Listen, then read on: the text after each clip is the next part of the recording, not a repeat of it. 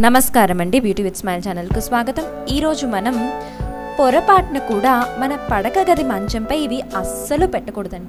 మరి అవేంటో తెలుసుకుందాం. అలవాటో లేదా పొరపాటుగా లేదంటే సౌకర్యంగా ఉంటుందనో ఏమో కానీ మనం కొన్ని వస్తువుల్ని మంచంపై పెడతాం. ఇలా పెట్టడం వలన ధనలక్ష్మి అమ్మవారికి ఆగ్రహం కలుగుతుందని శాస్త్రం చెప్తోంది. ఇంతకీ ఆ వస్తువులు ఏంటో చూద్దామా. ఒకటి, ఆభరణాలు.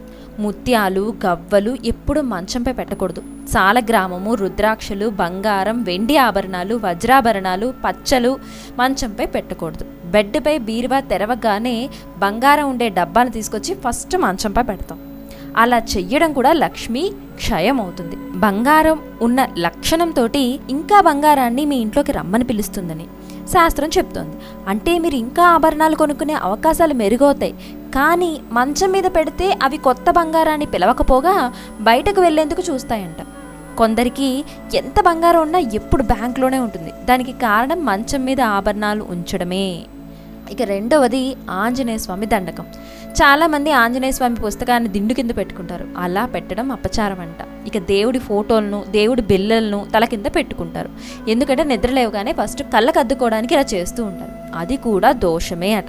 మంచం ఎప్పటికీ యోగ స్థానం తప్ప ఐశ్వర్య స్థానం కాదు. ఈ విషయాల పట్ల జాగ్రత్తగా ప్రవర్తిస్తే ఐశ్వర్యం ఇంట్లో ఎల్లవేళలా నిండుగా ఉంటుందని శాస్త్రాలు చెప్తున్నాయి. ఇంకా ఆఖరిది పసుపు కుంకుమ. పసుపు కుంకుమలను ఎట్టి పరిస్థితుల్లోనూ మంచం మీద పెట్టకూడదు. మంచానికి భోగస్థానం అని పేరు. అందుకే ఎప్పుడూ పసుపు కుంకుమ, ఇతర పూజా ద్రవ్యాల్ని మంచంపై పెట్టకూడదు.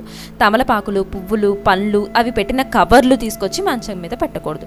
దేవతలకు నైవేద్యం పెట్టడం కోసం తెచ్చుకున్న పదార్థాలను కూడా మంచం మీద పెట్టకూడదు.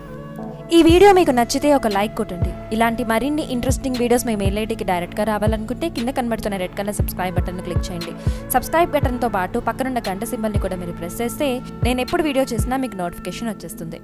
ఇంకా మీకు ఎలాంటి వీడియోలు కావాలన్నా మీ విలువైన సూచనలు, సలహాలు మాకు కమెంట్స్ రూపంలో అందజేయండి. మా వీడియోని వాట్సాప్ ద్వారా, ఫేస్బుక్ ద్వారా షేర్ చేయండి. Thanks for watching.